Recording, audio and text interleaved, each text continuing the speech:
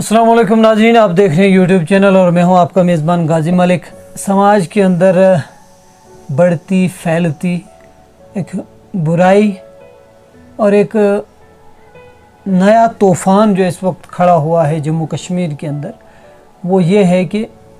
इंसान इंसानियत का कत्ल किए जा रहा है। और एक तो ये था कि इंसान इंसान को कत्ल कर रहा था। अगर वो कहीं का इंसान कहीं दूर के इंसान को कत्ल करता, उसको मारता, तो फिर भी हम कोई न कोई किसी न किसी तरीके से उसका जवाज़ निकाल लेते। लेकिन बदकिस्मती और तूफ़ान बदतमीज़ी तो ये है कि माँ बाप अपनी औलाद के कातिल निकल रहे हैं, या अपनी औलाद वो अपने माँ बाप की कातिल निकल रही है, या ज़मीन और जायदाद की लड़ाई वो जो है माँ बाप के कत्ल का सबब बन रही है, या माँ बाप की मौत का सबब बन रही है, या तो उस ज़मीन और जायदाद के होने वाले आने वाले वारिसों के कत्ल का सबब वही ज़मीन बन रही है। हैरान कुन और परेशान कुन बात यह है कि आया जब ज़मीन पर मेरे और मेरे भाई की लड़ाई मुझे मौत के घाट उतार देती है, तो उस लड़ाई के लड़ने का क्या फ़ायदा। इसी सब पर बात करने के लिए हमारे साथ हाफिज़ बदरुद्दीन मलिक साहब हैं, जो दीनी उलूम पर अच्छी खासी जो है वो दस्तरस रखते हैं, और समाज के अंदर इस किस्म की बुराइयाँ, इन बुराइयों में क्या चीज़ें जो हैं वो कार फरमा है, इसके पीछे क्या ऐसे अवामिल हैं जिसकी वजह से ये बुराइयाँ माशरे के अंदर बढ़ती जा रही हैं। हम बात करेंगे शोपियां मर्डर केस की, जहां बेटे ने अपनी मां को जो है वो कत्ल कर दिया। हम बात करें कफवाड़ा के मर्डर केस की, तो जहां पर बाप ने अपनी बेटी को 9 साला बेटी को कत्ल कर दिया। या हम बात करें पुलवामा की, जहां 13 साला बच्ची खुदकशी करने पर, सुसाइड करने पर मजबूर हो जाती है। या हम बात करें कल रात के होने वाले इंसिडेंट की, जो कि हमारे यहाँ गूल रामबन के दाड़म इलाके में हुआ, जहाँ 2 भाइयों की आपसी लड़ाई, जो कि ज़मीन के का एक तनाज़ा था कि मुझे कम है मुझे ज़्यादा है, ये चल रहा था। इसी बीच में, इसी लड़ाई में, भाइयों की आपसी ज़मीन के तनाज़े में माँ की जान जो है वो चले गई। अब वो जान कैसे गई, हार्ट अटैक से हुई, ठीक है, वो चीज़ें अलग हैं, उस पर हमें कोई बात नहीं करनी, बहस नहीं करनी, वो एक अलग चीज़ है, कानूनी मसला है, वो जो है अलग है। लेकिन क्या ये तमाम चीज़ें माशरे की तनज़्ज़ुली, माशरे की हलाकत का वो जो इंडिकेशन है, निशानात हैं, या हम उसे कहें पेशन गोइयाँ हैं, वो मुकम्मल हो रही हैं क्या? बिस्मिल्लाहिर्रहमानिर्रहीम। जैसे कि आपने फरमाया कि क्या ये दुनिया के ख़त्म हो जाने, दुनिया के मिट जाने की निशानियां है, माशरे की ज़वाल की, माशरे की ज़वाल की भी, तो अहादीस का मज़मून कुछ ऐसा ही है। अहादीस में जो क़ुर्ब क़यामत की निशानियां गिनाई गई है, उनमें से तो कुछ अलामतें वो है जिनको हम अलामत सुगरा से ताबीर करते हैं, और कुछ अलामतें वो है जिनको हम अलामत कुबरा से ताबीर करते हैं। अलामत सुगरा यानी वो अलामतें जो छोटी अलामतें हैं, वो अलामतें हैं जो नबी अकरम सल्लल्लाहु अलैहि वसल्लम के दौर से लेकर हज़रत ईसा अलैहिस्सलातु वस्सलाम के आने तक पेश आएंगी। उन अलामात को अलामत सुगरा कहा जाता है, छोटी अलामतें। और हज़रत ईसा जब इस दुनिया में दोबारा तशरीफ़ लाएंगे, उसके बाद से जो अलामतें पेश आएंगी उनको अलामत कुबरा। अहादीस में जो अलामत सुगरा गिनाई गई है, यानी छोटी छोटी अलामतें जो हज़रत ईसा तक पेश आएंगी, तो जैसे कि रोज़मर्रा के हालात देखने को मिलते हैं, तो ऐसा ही लगता है कि कोई कुछ निशानें बची रह गई हैं कि जो अभी तक पेश न आई हूँ, वरना जितने भी अहादीसों में वो निशानियाँ गिनाई गई है, छोटी निशानियाँ वो छोटी निशानियाँ अक्सर की अक्सर पूरी हो रही है। तो एक चीज़ जो है वो हमें यहाँ से समझनी होगी, या हमारे दर्शक, हमारे सुनने वाले जिन तक ये बात पहुँच रही है, कि आखिर माँ बाप इतने संगदिल कहाँ से हो गए। क्या ये वो ज़माना तो नहीं कि जहाँ हज़रत मोहम्मद सल्लल्लाहु अलैहि वसल्लम के आने से पहले अरब के जो हालात थे, आज से 1400-1450 साल पहले के बच्चों को ज़िंदा दरगोर कर दिया जाता था, तो आज के दौर में ऐसा दिखना कि बाप जो है अपनी बेटी का गला जो है वो काट देता है। पुलिस की जो भी इन्वेस्टिगेशंस इस मामले में हुई हैं, तहकीकात, उसमें यही बताया जा रहा है कि बाप ने गला काटा है बेटी का। उसके पीछे पुलिस का ही ये बताना है कि माँ बाप की आपसी जो है वो आपसी उनका तनाज़ा था। उस माँ बाप के तनाज़े की वजह से वो जो बाप है वो काफ़ी ज़्यादा फ्रस्ट्रेट हो चुका था, प्रेशर में आ चुका था, जिसकी वजह से वो तो असल में मारना खुद को चाहता था, लेकिन जब बेटी उसके साथ थी तो उसने पहले चाहा कि इसको ख़त्म कर दूं, फिर खुद को ख़त्म कर दूं, तो फिर न जाने किस वजह से खुद को ऐसा नहीं किया। तो ये तमाम चीज़ें, चाहे वो अगर घरेलू हालात इस कदर सख्त बन चुके थे कि वो खुद को मारना चाहता था, तो तब भी गलत था, या अगर वो जानबूझ के अपनी बेटी का ही कत्ल करता तो तब भी गलत था, या अगर औलाद नशे में लथपथ वो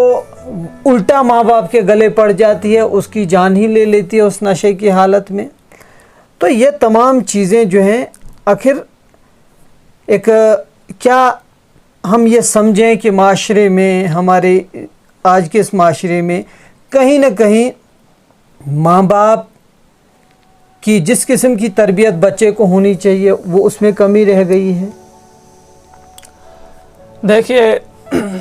असल में जो बात है कि तारीख़ का यही सिलसिला चला आ रहा है आज तक कि नबी अकरम सल्लल्लाहु अलैहि वसल्लम से पहले के अंबिया जो थे, जब वो इस दुनिया से तशरीफ़ ले जाते थे तो जितना फिर वक्फ़ा गुज़रता जाता था तो हालात बिगड़ जाते थे। इसी तरह नबी अकरम सल्लल्लाहु अलैहि वसल्लम के इस दुनिया में तशरीफ़ ले आने से पहले भी हालात कुछ ऐसे ही थे कि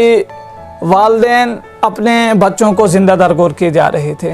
और औरतों को वो जो हक़ मिलना चाहिए था वो नहीं मिल पा रहा था। गर्ज ये कि जहालत ही थी, ज़िंदगी का हक़ ही नहीं मिल रहा था। उसके बाद नबी अकरम सल्लल्लाहु अलैहि वसल्लम जब तशरीफ़ ले आए तो उन्होंने दीन फैलाया, उन्होंने ये तरबियत दी कि वालिदैन का बच्चों पर क्या हक़ है और बच्चों का वालिदैन पर क्या हक़ है। यही वजह है कि औरतों को न जाने इस्लाम ने कितनी इज़्ज़त दी है।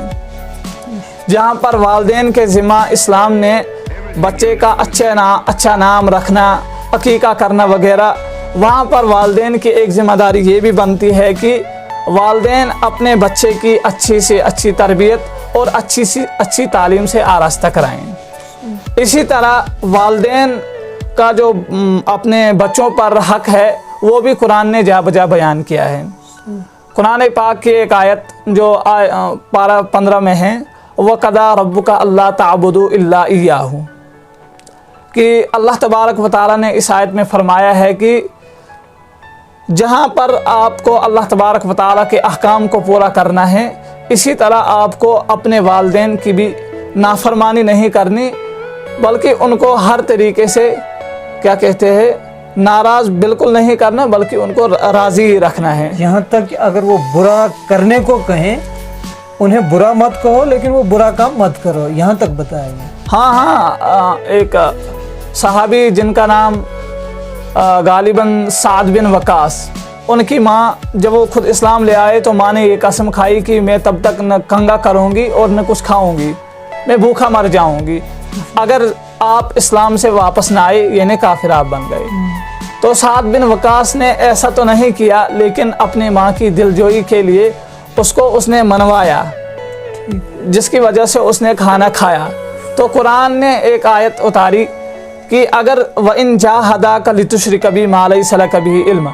अगरचे आपको अपने वालिदैन शिरक का भी हुक्म दें, आप शिरक न करें, लेकिन उसके बावजूद भी आप कोई ऐसा काम न करें कि जिसकी वजह से आपके वालिदैन आपसे नाराज़ हो जाएंगे। जैसे कि कलाम उनके साथ न ऐसा करें। कोई कलाम, जैसे कि कुरान की एक आयत, फला तकुल्लहुमा उफ, उफ तक उनको न कहो। जैसे कि कभी कोई बात कह देते हैं तो गवारा नहीं होती है, इंसान मुंह चढ़ा देता है, तेवरी चढ़ाते हैं, तो कुरान ने उसको भी मना किया। चाह जाए कि फिर अपने वालिदैन को कत्ल करना, तो ये इंसानियत नहीं है, ये इंसानियत नहीं है। तो आखिर इस मसले को हल करने के लिए क्या ये कौम जो है अब जिस नहज तक पहुंच चुकी है, जहां पहुंच चुकी है, क्योंकि हमने बात की तो मुख्तसरन, क्योंकि हमने पिछला पूरा वो जो है डेटा वगैरह उस पर तो हम बात नहीं कर रहे हैं, हम बात कर रहे हैं मुख्तसर अभी जो है इस महीने की, जो मार्च का महीना आप गिन लें जिसमें ये 3-4 हादसा हुए, और अप्रैल के 1-2 दिन, तो 1-2-1.5 महीना हम कुल मिला के रख लें। 1.5 महीने में 5-6 इस किस्म के हादसा पेश आना, यहाँ से इस माशरे को वापस उस डगर पर, उस रास्ते पर लाने के लिए किस किस्म की मेहनत करनी होगी? नबी अकरम सल्लल्लाहु अलैहि वसल्लम ने जो अहकाम हमें सिखाए हैं, अगर हम उन्हीं अहकाम को अपना मशाल राह बनाएंगे, उन्हीं अहकाम को लेकर चलेंगे, तो शायद इस किस्म के जो हालात है ये हमको देखने को नहीं मिलेंगे। जैसे कि मैंने कल भी बात की थी इस मौके पे कि आजकल अगरचे दुनियावी तालीम कितनी भी हो, लेकिन अगर साथ साथ उखरवी तालीम न हो तो इंसान अपने मकसद को हासिल नहीं कर पाता है। इंसान को दुनिया में जिस काम के लिए भेजा गया है, इंसान उस मकसद को अंजाम नहीं दे सकता है। यही वजह है कि कोई दूसरे को कत्ल कर देता है, कोई अपनी माँ को कत्ल कर देता है, कोई खुद को कत्ल कर देता है, कोई खुदकशी कर देता है। वो हाँ, तो वो समझते हैं शायद हलवा खाने जाना है, लेकिन उनको पता नहीं कि खुदकशी करने के बाद, खुद को कत्ल करने, अपनी माँ को कत्ल करने के बाद इसका अंजाम आखिरत में क्या होगा, इससे वो नावाकिफ़ है। हदीस पाक में आता है कि फरीज़तुल इल्मी अला कुल्ली मुस्लिमिन व मुस्लिमतिन, कि इतना इल्म सीखना हर मुसलमान के लिए ज़रूरी है कि जिससे वो हलाल और हराम की पहचान कर सके। तो अगर जितने भी आज के नौजवान हैं, जितने भी आज के इस दौर में जितने भी है, अगर वो इस बात पर थोड़ी तवज्जो दें, वो नबी अकरम सल्लल्लाहु अलैहि वसल्लम की सुन्नत को देखें, सहाबा के सुन्नत को देखें कि उन्होंने क्या किया, किस तरह उन्होंने ज़िंदगी गुजारी, तो मुझे उम्मीद है कि वाक़यात बहुत अच्छे हो जाएंगे। जी, तो शुक्रिया आपका हमारे साथ बात करने के लिए। ये थे मुख्तसरन, क्योंकि माशरे के अंदर जो बुराई जिस किस्म की ये चल रही है, एक नशे की लत, वो तो एक अलग चीज़ है, वो भी एक बुराई है, लेकिन उसके साथ साथ एक अलग किस्म का तूफ़ान ये आना कि आप सीधा कत्ल करने चढ़ जाएं माँ बाप को या माँ बाप औलाद को, तो ये जो है एक नई रीत, एक नई रिवायत जो है वो ढली जा रही है हमारे जम्मू कश्मीर के अंदर खुसूसन, जबकि यहाँ पर ये चीज़ें नहीं थी। यहाँ पर कश्मीरियत का, इंसानियत का वो दर्स दिया जाता था, और उसमें ये था कि यहाँ के लोग बाहर से आने वाले लोगों के साथ किस तरह मिलना, किस तरह बैठना, उनकी खिदमत किस तरह से करनी, उन्हें मेहमान किस तरह से घर में रखना, ये तमाम चीज़ें उस कश्मीरियत में मौजूद थी। लेकिन जब आप अपने माँ बाप के कातिल बन जाएं, जब आप ये क्या कहते हैं, अपने माँ बाप की मेहमान नवाजी, उनकी खिदमत, वो सब कुछ बुला बैठें और माँ बाप का कत्ल कर दें या माँ बाप औलाद का कत्ल कर दें, तो फिर क्या उम्मीद लगाई जा सकती है कि किसी भी किस्म के इंसान या कोई बाहर से आया हुआ कोई भी इंसान, उससे आप किस किस्म की मेहमान नवाजी करें? ये जो है फिर आपकी उस कश्मीरियत के ऊपर जो है वो सवाल खड़े कर देता है। इसलिए इन तमाम चीज़ों से बचने के लिए हमें एक मुनज़्ज़म मेहनत और कोशिश करनी होगी सब ने मिलकर कि हम अपने माशरे को वापस उस जगह पर ले आएँ जिस जगह पर औलाद माँ बाप की इज़्ज़त करती थी और माँ बाप अपनी औलाद को कद्र प्यार और मोहब्बत की निगाह से देखते थे। ये वो तमाम चीज़ें हैं जिन पर हमें मेहनत करने की ज़रूरत है। इसके साथ ही सरकार की तरफ से क्या कुछ होना चाहिए, क्या इन तमाम चीज़ों के पीछे कहीं न कहीं सरकार की नाकामियाँ, सरकार की खामियाँ, सरकार की सुस्त रवि या सरकार का सोया हुआ वो गहरा नींद वाला वो मुजस्समा, क्या वो तमाम इसके पीछे है? तो इससे भी इनकार नहीं किया जा सकता कि सरकार का इसके पीछे या सरकार के रवैये का इसके पीछे बिल्कुल किसी किस्म का हाथ नहीं, तो ये कहना बिल्कुल गलत होगा। इसके पीछे सरकार का भी हाथ है, सरकार की पॉलिसीज़ का भी हाथ है। क्योंकि जब आपके लोग, आपके अवाम बेरोज़गार हो, आपका जवान बेरोज़गार हो या बाकी तमाम परेशानियां जो हैं रोज़गार की, पेट की, वो जो है आपके इर्द गिर्द आपका वो जो घेरा है वो तंग कर लेती हैं, तो फिर जो हुआ, जो किया वो तो गलत ही है। लेकिन उसका जवाब इस चीज़ से नहीं बनता कि आपके पास रोटी नहीं, कपड़ा नहीं, मकान नहीं, तो फिर आप माँ बाप को कत्ल कर दें, अपने औलाद को कत्ल कर दें। लेकिन कहीं न कहीं इंसान की ज़हनियत को उस जगह तक पहुंचाने में इन तमाम चीज़ों का इसके पीछे बहुत बड़ा हाथ है। इसलिए सरकार को भी इसके साथ साथ एक कड़ी मेहनत करनी होगी ताकि दोबारा इस चीज़ को जो है उस रास्ते पर लाया जाए और बाकी तमाम जम्मू कश्मीर के अवाम को, इंसानियत को मिलकर, चाहे वो हिंदू हो, मुसलमान हो, सिख हो, ईसाई हो, बिला किसी मज़हब व मिल्लत के इस पर काम करना होगा और वापस इस कौम को उस डगर पर लाना होगा जिस डगर पर, जैसे मैंने पहले बताया, माँ बाप वो जो है औलाद की इज़्ज़त, औलाद की कद्र, औलाद को मोहब्बत की निगाह से देखते थे और औलाद माँ बाप की इज़्ज़त, उसके कदम चूमना, उसके साथ मिलना, उठना, बैठना, प्यार, मोहब्बत और माँ बाप से दूरी पर वो जो रोना, वो सिसकियाँ, वो आहें माँ बाप की याद में, वो चीज़ें हमारे अंदर वापस आ जाएं। इसके साथ ही फ़िलहाल हम इजाज़त चाहेंगे। अगली वीडियो तक के लिए आप जो हमारी वीडियो को शेयर कीजिए, लाइक कीजिए और कमेंट में अपनी राय दीजिए। चैनल को सब्सक्राइब कीजिए। शुक्रिया।